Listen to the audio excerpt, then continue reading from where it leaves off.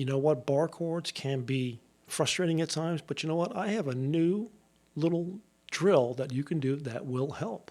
Coming up.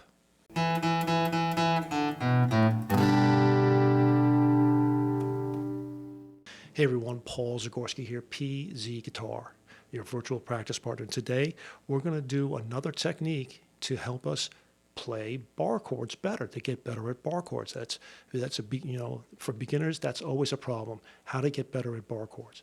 And so here's a new technique that you probably don't know, and that is you either form the bar first and then form the chord, or you form the shape first and then form the bar. So we're going to practice those things.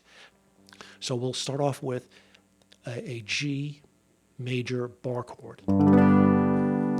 So what we're going to do is, you know the shape. It's going to be on the screen. That's the shape. So what we'll do is we'll take our fingers off and we'll form the shape first and then the bar. We'll form the shape first and then the bar. Form the shape first and then the bar. And play it nice and slow so that each string rings out. So you do that for about a minute.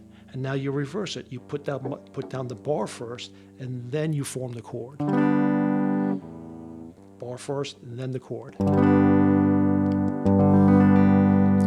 And eventually, after you do that for a minute or so, then you try and do them both at the same time.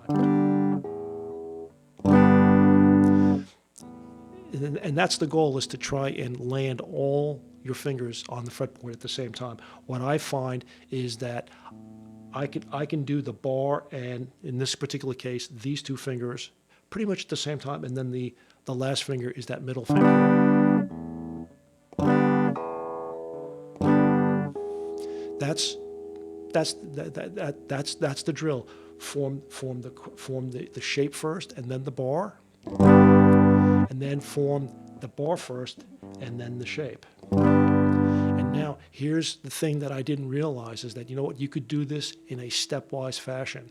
So for example, the E minor 7 is just one finger. It's just on that A string, the 2nd fret. That is an E minor 7. So that can be your first bar chord that you want to practice. You can put that down. So you can practice this first. Put them down. And it's easy to get both of these things down almost at the same time. And then you can then graduate to like an E minor chord, where you have these two fingers. And then now you can play, form the chord first, then the bar, form the chord first, then the bar, and then reverse it. Form the bar, then the chord. And eventually see if you can get them at the same time. And then make a full major chord. So you can do that in a stepwise fashion. That also works on the bar chords that are based on the A string. So you have an A major chord. Let's do that 5th fret again, or let's do that 3rd fret again for a C. You can put the bar down.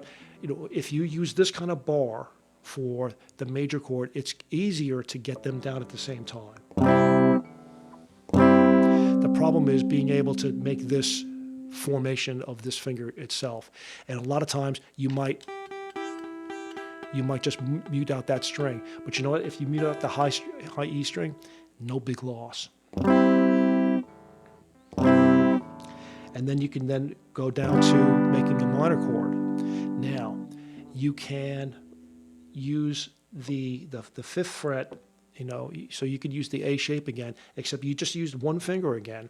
And I think this is called an A7 suspended 2. And so, much like the E minor 7, you can do an A7 suspended 2. You can make that, you can do that, and then do, let's say, an A suspended, and then follow up with the full minor chord. It's all up to you. So that's the thing. Form the chord first, then the bar. Practice that, and then form the bar, then the shape of the chord.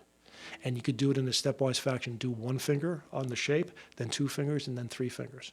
And that's how you can practice that. So I hope you liked it. keep practice that. Let me know how you're doing with this.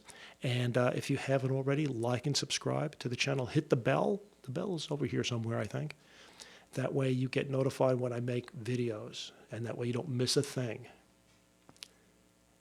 Keep practicing.